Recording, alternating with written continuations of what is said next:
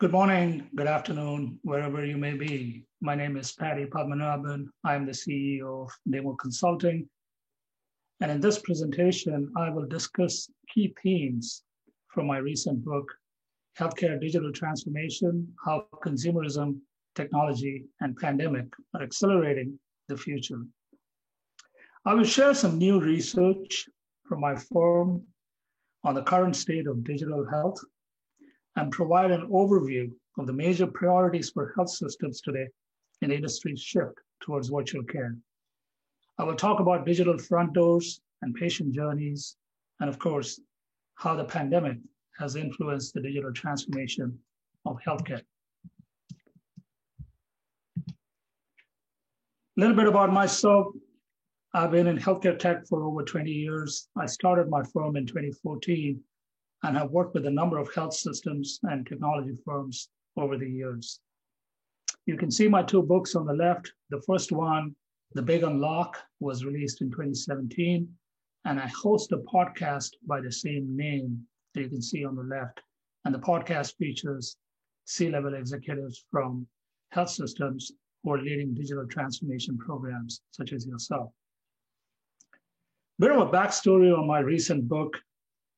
My co-author, Ed Marks, and I had submitted our manuscript to the publishers in February, and then the pandemic hit. So we decided to hold off on releasing the book till we could get a better understanding of the impact of the pandemic on what we were saying in the book. We eventually rewrote several chapters and introduced a new section in the first chapter. In some ways, I would say that our experience with the book is a metaphor for digital transformation programs in health systems who had to make dramatic changes to their operations in light of the pandemic. Bit of a personal anecdote. As a performing musician for a very long time, I decided to do a series of concerts from my driveway. I did this from late spring all the way through the summer for my neighbors. These concerts happened on the weekends. The community would gather around on my yard, in their driveways, and across the street. You can see that on the left. They're all socially distanced, of course. And this was my small contribution to keeping up the emotional health of the community in the most difficult days of the pandemic, and getting neighbors out of their homes for some relief from the lockdown. My firm did a little bit of research on how the leading health systems in the country were doing financially in light of the pandemic. In the first half of the year, most leading health systems saw a significant decline in operating income, and a few saw losses. The main reasons were a suspension of elective procedures, additional costs due to the COVID-19 response effort, and a decline in returns from investment portfolios. This last one is important, and it shows how health systems have, over time, become more and more reliant on non-traditional sources of revenue. The outlook, volumes and revenues will continue to be impacted by the pandemic, and no one knows when this is going to end. COVID-19 has accelerated timelines for digital transformation. I hear all the time that what was supposed to be a 5-year plan was accomplished in 5 months. COVID-19 has compelled healthcare providers to think differently about how care is delivered. The shift towards virtual care is real, and health systems must develop roadmaps to plan for a digital future.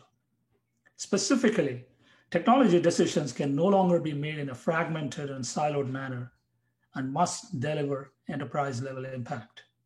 CIOs, for their part, must transform the core IT infrastructure to effectively enable digital health experiences.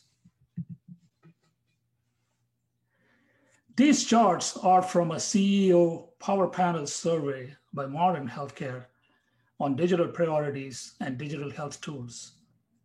As you can see on the left, CEOs are focusing on patient-facing mobile apps as a high priority, along with telehealth. EHR systems are obviously important. However, That's not to say that digital experiences are being driven mainly through EHR systems. I will talk about that in a minute. Other areas of focus include AI and also emerging tech, such as chatbots, wearables, and voice assistants. One thing that has emerged from the pandemic is the need for low contact or contactless experiences. These days, you can go online to schedule your visit, do your registration and appointment confirmations. And when you drive in for your appointment, you may get a text message asking you to wait in your car in the parking lot. They have geo-tracked you so they know you're there. When the caregiver is ready, they call you in. You go right in for your appointment, spend the minimum amount of time, and you're on your way. This is going to resemble more and more a drive-through experience, similar to placing an order for your Starbucks drink online and driving up to pick it up and be on your way. That quote in the middle is actually my quote in that article that Modern Healthcare published. The chart on the right clearly indicates a renewed focus on the patient consumer. And this will remain the focus as healthcare transitions to a virtual care model. COVID-19, I like to say, has been a great equalizer. The competitive landscape for health systems now favors digital-first healthcare providers. Each of the UFOs that you see in this cartoon could be a credible threat to traditional healthcare providers, and you can actually put names to these unidentified flying objects. These names could be non-traditional players such as CVS, Walgreens, or Walmart. They could be big tech firms like Microsoft, Amazon, and Apple, or they could be digital health companies such as Teladoc and Livongo. Traditional health systems now have to invest in the technology to develop seamless online experiences for patients, often in partnership with the same firms that might become their competitors in future. This chart is from an internal survey at one of the leading hospitals in New York City. We did an engagement, my firm did an engagement with this hospital and did an internal survey that covered over 150 senior executives across functions. So it's not a small sample, and the respondents were very representative of the health system. The number one priority, of course, is access, and more specifically, online access. The ability to provide patients with an online appointment scheduling tool that allows them to find a provider of their choice is one of the highest priorities today for health systems. Other online access tools such as symptom triaging, chatbots, payment gateways are all now very high priorities. RPM, or remote patient monitoring, has also gone up in importance in the wake of the pandemic, not just for chronic disease management, but also potentially for an expanded range of healthcare services. My firm developed this digital maturity model, DGM, that we have now been using for a while. We use this to help health systems understand their digital maturity levels. This is an important framework for health systems to understand where they are today in their digital journeys. I discussed this framework in great detail in my recent book. And we also have an online assessment tool for the framework, which is a useful guide for health systems to benchmark themselves against their peers, and also for technology firms to identify their target customers based on their attributes. Briefly, in this 4-stage model, we see model 1 as the first level of digital maturity, where providers are essentially relying on their EHR platforms to drive their digital initiatives. Model 2, 3, and 4 all build on top of the previous level of maturity. So in model 2, healthcare providers are going beyond their EHR system and looking at best-in-class tools and solutions for specific aspects of digital health. Typically, this involves implementing digital front door solutions for improving online patient engagement. In the wake of COVID-19, many health systems are progressively shifting from Model 1 to Model 2. Model 4 is the most mature in this maturity model. In this model, health systems take a comprehensive approach towards digital health, IT transformation, and data management. They typically invest in a couple of key technology partnerships besides the EHR platform, and they have a robust governance process to take advantage of innovation from the startup ecosystem. Model 3 is somewhat related to Model 4, and many health systems have their own innovation groups that harness external and internal innovation to advance their digital transformation goals. However, these innovation groups may have other mandates, such as commercialization of internal IP and managing investment portfolios. The Agile Digital Transformation Blueprint. We often refer to Agile in the context of software development. However, in the book, we present Agile as a philosophy and an approach to the transformation journey. Being agile means understanding that transformation is mostly about organization and culture change. It means recognizing the need for building a roadmap, gaining cross-functional involvement and buy-in, but also equally importantly, making changes as necessary based on marketplace needs and changes. The transformation leaders must start with a digital roadmap for their enterprise. They must adopt an agile approach to executing the roadmap and for leveraging their existing technology investments. An important point here is that there is no single digital platform that can meet all the needs of a digital roadmap. So the underlying message here is you must be prepared to take risks with digital health innovation, and you must be agile enough to make changes as required to keep moving forward. I often point out that digital transformation is IT enabled, but not necessarily an IT project. However, ensuring that a strong IT foundation is critical to the success of the transformation program. If you go back to the maturity model that I described earlier, health systems in Model 4 are not just investing in the patient experience at the front end, but also in transforming the IT infrastructure to support the front end digital experiences. For many health systems, that means addressing the years of technical debt they have accumulated, and for others, it means harnessing new technologies. Ensuring a strong foundation also means harnessing the data and driving digital experiences through advanced insights. And you can see examples of that in the previous slide, in one of the previous slides where I talk about emerging tech such as chatbots, wearables, and voice assistants. A robust IT function also drives discipline and accountability through best practices such as ITSM and TBM. The digital health landscape is seeing the emergence of several new technologies that are transforming patient and caregiver experiences. Voice enablement is a great example of a new technology that is driving improved patient experience by allowing clinicians to focus on the patient while using ambient computing environments that capture speech and convert it into notes. Other emerging technologies that I mentioned in this context are cloud computing and AI. And all of these technologies are emerging and driving the transformation of healthcare into a digitally enabled system.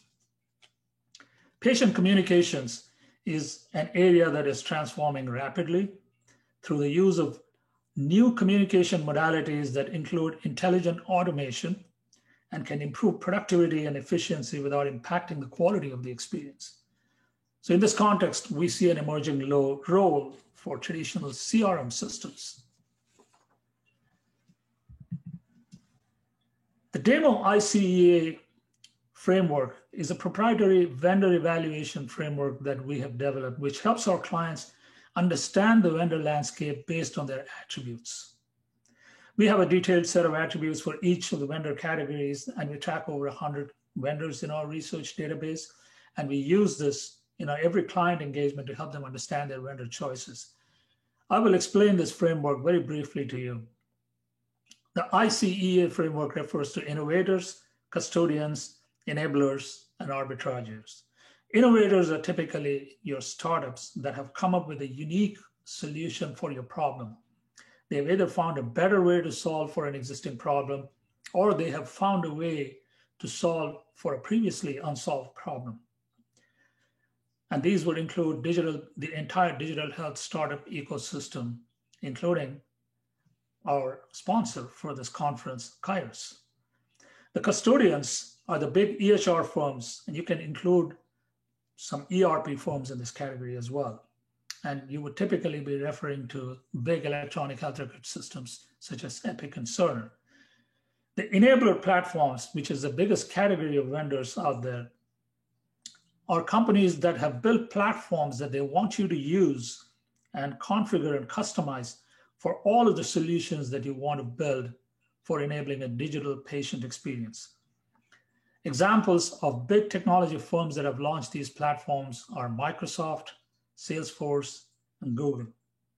Many digital health companies also position themselves as platforms that can be customized and will help you implement, integrate, and configure the big enabled platforms through consulting firms who are the arbitrageurs, who often use a low-cost offshore-based resource model.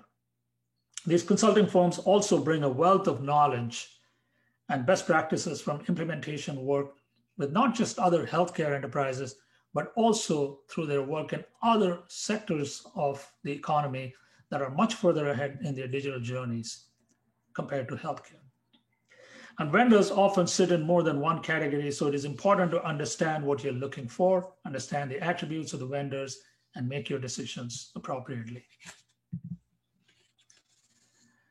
This brings me to the final slide in my presentation, and this is really a summarization of the key themes in my book.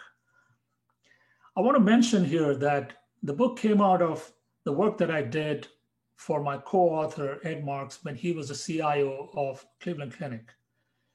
We spent several months developing an enterprise digital transformation roadmap. And since then, we've gone on to do other things for other health systems, and we've continued to remain in touch with the changes in the marketplace. And as a part of writing this book, we interviewed over 150 executives from the technology as well as the healthcare sectors. So what you see here are best practices that have emerged from all the research and the work that we did in the process of writing the book. The most critical aspect of driving digital transformation is to have a digital roadmap. All the leading health systems that we have worked with have a documented roadmap that guides investment priorities and technology platform choices. Most of my work is focused on helping our clients get this right. We have deep insights and connections in the technology vendor landscape that we bring to the client relationships and accelerate the transformation journey. For digital leaders, there are several aspects of getting the transformation right. And we have covered much of this in the earlier slides in this presentation. Governance and processes, cross-functional buy-in, best practices. One thing we are seeing is the emergence of a digital transformation office as a concept to drive initiatives with an enterprise level focus. You don't necessarily have to set up a DTO within your organization. However, you do want to have some sort of a centralized governance model to ensure that your digital programs are prioritized for enterprise level benefit and the technology decisions are not made just at a departmental or a functional level.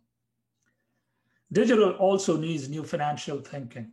Think about this. When the pandemic hit, if you did not have a telehealth program in place, you had to go out and implement a telehealth platform so that you could take care of your patients, because patients no longer had the ability to come into your hospital or your clinic. Now, at that kind of a moment, you're likely not asking the question of what the ROI is going to be for your telehealth platform. You're just going out and doing it because that is the need of the hour. And it's going to feel that way for different aspects of your digital transformation journey. Many digital health initiatives today are driven by marketplace needs and by competitive pressures. And health systems are making strategic choices and committing the investments required to implement these programs, knowing that the returns will eventually come. And finally, as a digital executive or as a CIO, you're constantly going to be expected to do more with less or with just the same amount of budgets, which means having to constantly balance the need to reduce costs while freeing up resources for increased investments in future state digital capabilities. This balancing act will determine success or failure. That brought me to the end of my presentation, and I'd like to invite you to visit my website. You can download additional resources, our white papers and thought leadership. I've mentioned my podcast. I invite you to subscribe to it and also to subscribe to my newsletter. And with that, I'd like to thank you for listening to this presentation.